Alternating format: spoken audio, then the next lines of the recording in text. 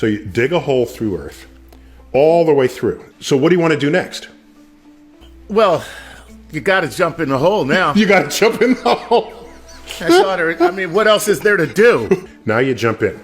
I don't know if you ever thought about this. So there's at all times a force of gravity between you and Earth manifested from Earth's center.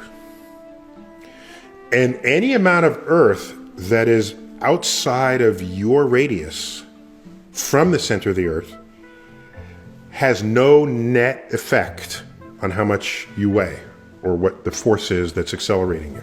As you fall in, there is Earth on the other side of you pulling at you, right?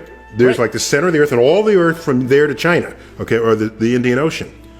But then there's the Earth above your head trying to pull you back. Right. Okay? It turns out that even though you're getting closer to parts of the Earth on the other side and farther from the parts of the Earth that are above your head, the net force of each of those sides of the Earth exactly cancel on you. And the only thing that matters is how much Earth is between your feet and the center of the Earth. The sphere that's between the bottom of your feet and the center of the Earth, that's the only net gravitational force pulling on you. And since that is getting less and less and less, the force of gravity on you is becoming less and less and less. And so your weight, if you like paused and weighed yourself, you would start weighing less and less and less until you got to the center where you weigh zero. Nothing. However,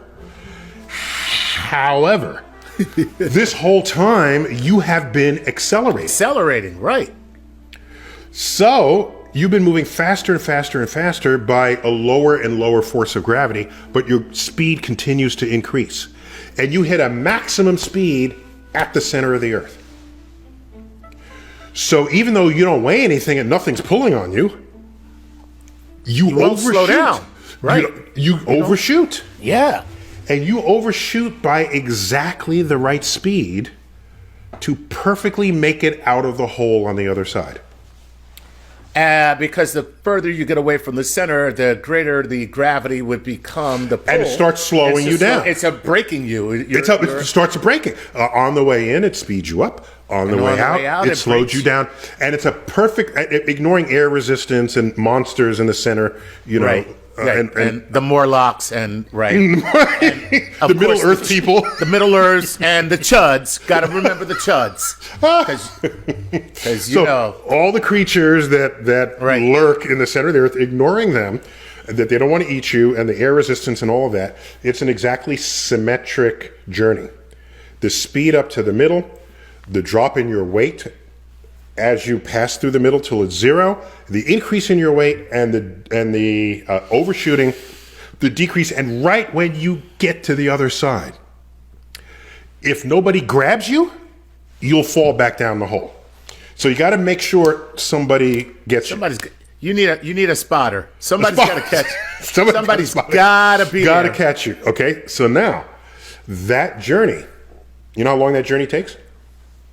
No. This is 8,000 miles. 8,000 miles. 8,000 miles. You know how long it takes? Take a guess. Okay. I'm going to say, I don't know, an hour and a half.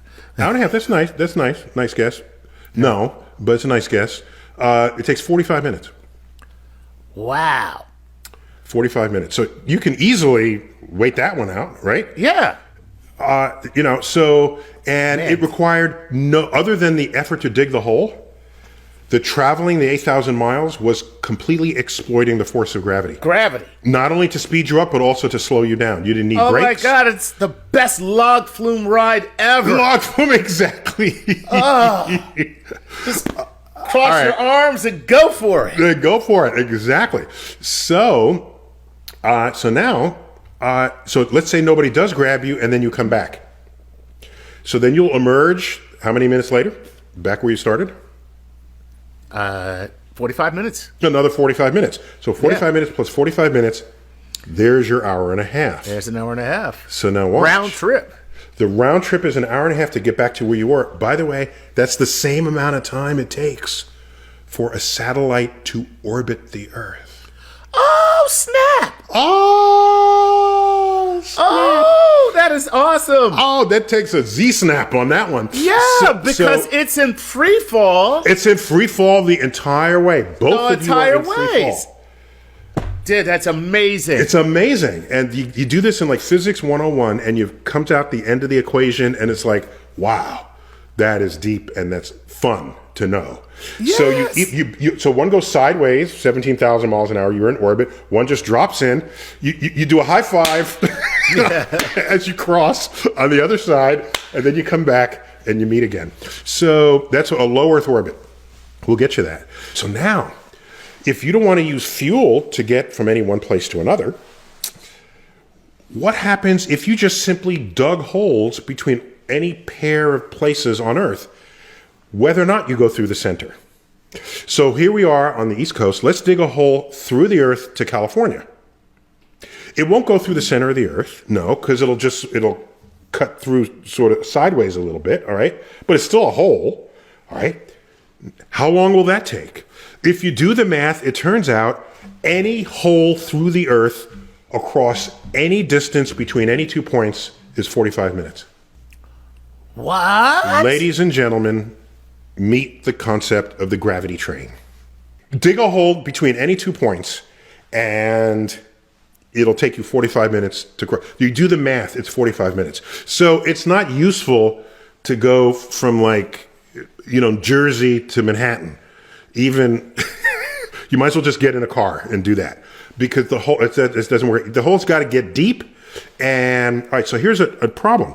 If it goes through the center of the Earth, you can just jump in. You don't need tracks. But if you're sort of not going through the center of the Earth, you need a really low friction rail system that you can fall in on. And so you need low friction, because friction will eat up your energy and then you won't make it to the other side.